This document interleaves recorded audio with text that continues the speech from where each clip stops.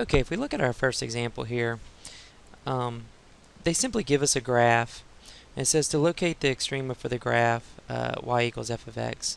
And it says name and classify each of the extrema. Now, we could give it to you this way. We could also give you the actual function equation and ask you to identify these parts.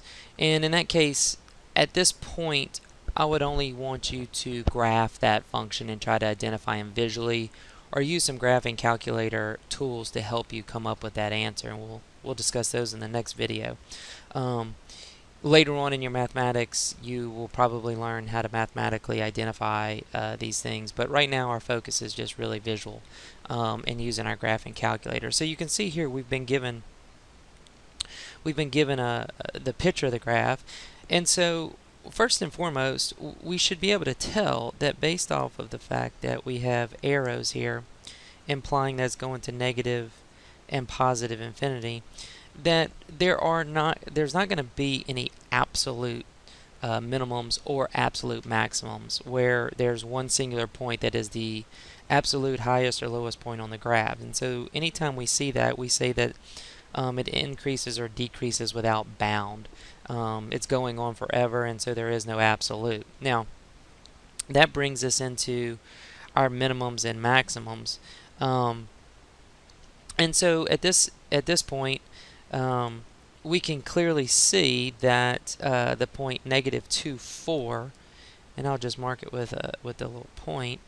We can see that that's relatively the highest point on the graph outside of going to infinity. And of course, we could also define that over a range of values if we wanted. And the range of values, and I don't want you to get confused with terminology, an interval of values would maybe be a better term to use. And we're going to define that interval on the x-axis across the domain values. And so across a certain interval, that may be relatively the highest point. And we can also see that across a certain interval that we have a relatively lowest point at 0, 0. And you could draw a tangent line horizontally on both of those. Now, one of the things that's not actually described in here is a point of inflection. This is a picture of a cubic function, and you could probably define that point of inflection right in here somewhere. And draw a vertical line tangent to that graph, and that would be a point symmetry. And so that's actually not answered in this particular problem, but that's something else that you may have noticed. But right now we're really just kind of focused on the absolute and relative minimum and maximums and your ability to identify those. And so if we go down to sample problem 1, I've just kind of given you this crazy looking graph just to give you an opportunity to work with the various parts. And so go ahead and take all the points on this and see if you can identify what they would be classified as. Okay, and so I'm going to start with my absolutes. If we look very closely here, you can see that this point is going to be an absolute max. It clearly has no point going higher than that point anywhere on the graph, and the fact that it's going to negative infinity and positive infinity here on the downward side, it's going down and down. It's never going to come back higher than that point, and so we can tell that that's an absolute maximum. Now on the flip side of that, we know that there's no absolute minimum. Okay, so there's no absolute minimum, and that's because as x approaches a positive infinity and as x approaches a negative infinity, it's not bound. So there's no bound here. There's nothing to stop it and make it come back up and to create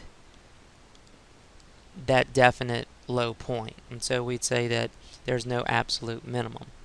Okay, and then that gets us into our next types of given points, and that's where we can deal with relative minimums and maximums. Now, a lot of this is going to depend on where your what your interval is across the x-axis.